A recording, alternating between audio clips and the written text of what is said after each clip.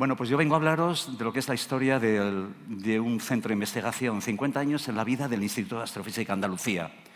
Son muchos años. Lo que me preocupa es que yo tengo todavía más. Y eso sí que empieza a ser también preocupante. Fijaros, el Instituto de Astrofísica de Andalucía nació en el año 1975.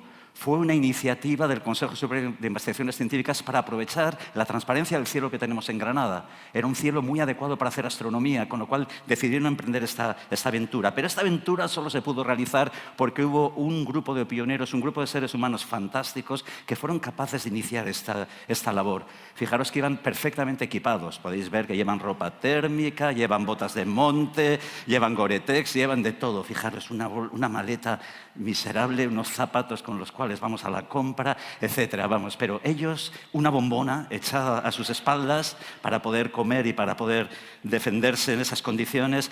Así empezó el Instituto de Astrofísica de Andalucía y de ahí hemos pasado al 2025, 50 años después, en un centro de investigación dedicado a la astrofísica y la exploración espacial, con toda la instrumentación que eso lleva asociado. Es además un centro que tiene un carácter fuertemente internacional, un prestigio nacional e internacional, y es Centro de Excelencia Severo Ochoa desde el año 2018. Fijaros, aquí tenéis unas cuantas imágenes de los primeros tiempos. Podéis ver esta imagen en el Palacio de la Madraza, que es donde nació, y podéis ver a estos investigadores cómo fueron hacia Sierra Nevada para tratar de encontrar el lugar donde se iba a ubicar el Observatorio de Sierra Nevada, porque desde el principio se dictaminó que no podíamos tener un instituto de investigación dedicado al estudio del cielo sin tener un observatorio con el cual realizar las primeras observaciones. Ahí los tenéis. Y fijaros, estas son imágenes también de cómo llegó ese equipamiento a Sierra Nevada, esos telescopios, cómo los descargaron, cómo montaron las cúpulas, cómo montaron las orugas en las cuales iban rotando esas cúpulas. Eso fue el trabajo de una serie de pioneros, tanto científicos como ingenieros, ¿vale?, que fueron capaces de llevarlo para adelante. Y de ahí a la realidad de hoy en día. Hoy en día tenemos el Observatorio de Sierra Nevada, que todavía sigue funcionando y que realiza observaciones de apoyo a muchos proyectos que realizan los investigadores del centro, y el Observatorio de Calar Alto, que también es gestionado por el Instituto de Astrofísica de Andalucía y que tiene instrumentación de vanguardia utilizado por todos los mejores investigadores del mundo. Pero lo que es más increíble es ubicaros en 1975. Mirad, en 1975 fue, en ese año, la ONU declaró el Día Internacional de la Mujer. Anteriormente no existía. Comienzan las emisiones de la tele en color. Yo creo que muchos de los que estamos aquí podemos decir cuál es el primer programa que vimos en color en televisión. Nace Microsoft. Se estrena Tiburón, una de las primeras películas fetiche de Steven Spielberg. Se publica Born to Run de Bruce Springsteen. Para mí esto me quedé fascinado cuando me enteré que se había publicado en ese año, con lo que yo quiero a Bruce Springsteen. Pero España vivía en una situación absolutamente hostil. En septiembre se producen los últimos fusilamientos de la dictadura, una época completamente oscura. Y en noviembre murió Francisco Franco. Emilio, ese sí que era un cisne negro también. Pero de repente, en ese ambiente, en esa situación, en julio de ese año, nace el Instituto de Astrofísica de Andalucía, con una misión ya definida. No se oye. Del Instituto de Astrofísica de Andalucía. El instituto tiene su sede en Granada y fue establecido en esta ciudad en razón de las magníficas condiciones que tiene la atmósfera que nos rodea, que es próxima a esta ciudad, para realizar este tipo de actividades. Lo paso. Ese era el primer director y fundador del Instituto, José María Quintana, que junto con el resto de investigadores que habéis visto dieron lugar al nacimiento de este instituto.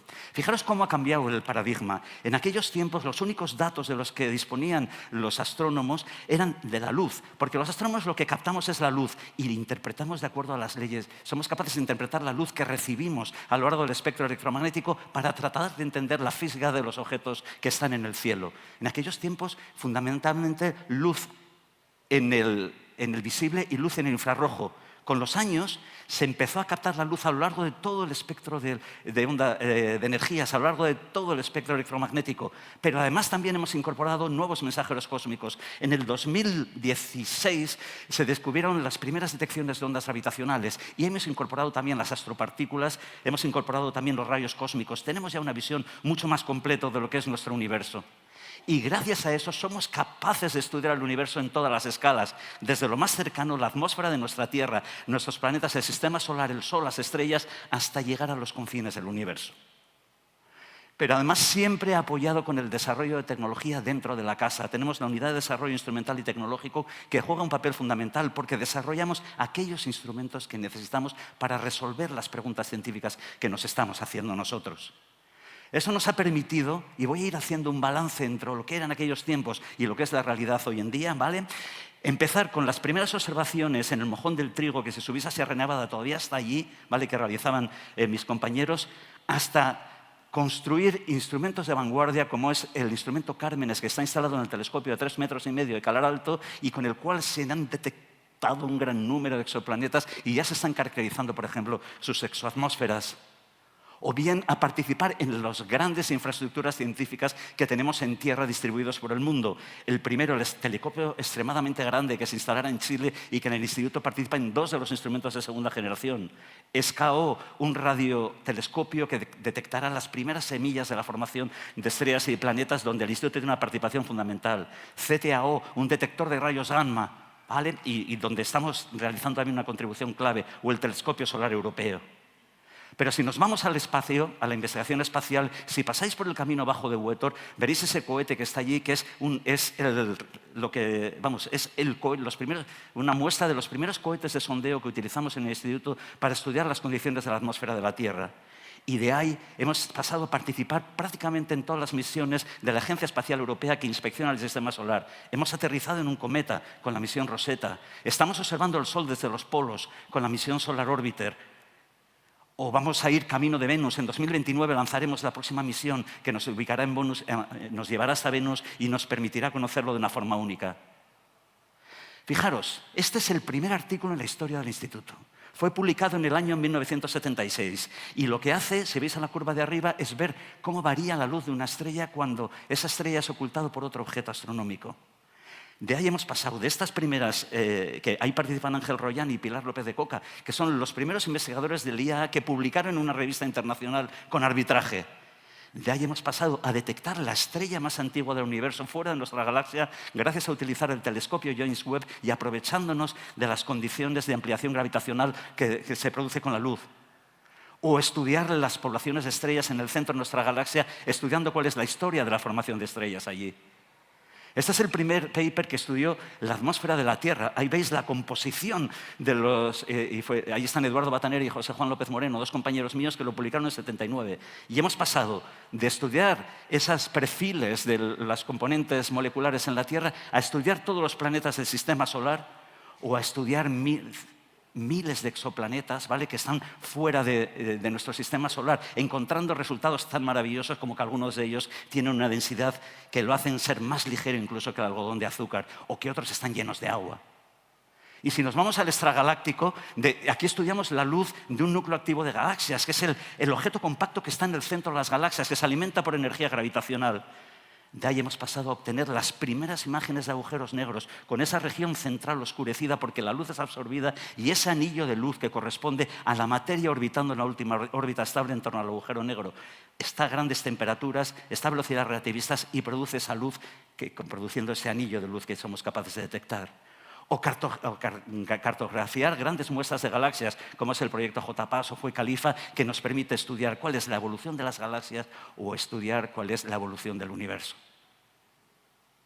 Con un gran impacto, el Instituto a lo largo de su historia ha publicado más de 7.300 artículos. En 2024, 427. Yo siempre digo lo mismo, todos los días del año hay un artículo publicado en el Instituto de Astrofísica de Andalucía. Tenemos un montón de notas de prensa al año 40, un montón de workshops que organizamos internacionales al cabo del año y una media entre 7 y 8 millones de euros en proyectos competitivos, tanto europeos como autonómicos como nacionales. Y además tenemos un compromiso con la sociedad y con la propia vida del Instituto a través de la Comisión de Igualdad, Diversidad e Inclusión o la Comisión de Sostenibilidad. Y una oficina de calidad del cielo que protege el cielo no solo por su valor astronómico, sino también por su valor cultural y por su compromiso con la sociedad. Y tenemos un compromiso permanente con la sociedad. Gracias a la Unidad de Cultura Científica del Centro, que es maravillosa, tenemos este compromiso permanente que nos permite estar en contacto y dar siempre, ofrecer a la sociedad el trabajo que nosotros estamos haciendo para que lo entienda y lo disfrute. Pero todo esto solo ha sido posible gracias al gran equipo humano que nos ha acompañado a lo largo de todos estos años, con unas cuantas palabras clave. Han tenido curiosidad, han tenido inteligencia, han trabajado mucho y han tenido mucha ilusión. Y de ahí ha nacido la realidad del Instituto de Astrofísica de Andalucía. Muchísimas gracias y aquí seguiremos, con más ciencia, más futuro y desde luego con el mejor equipo humano.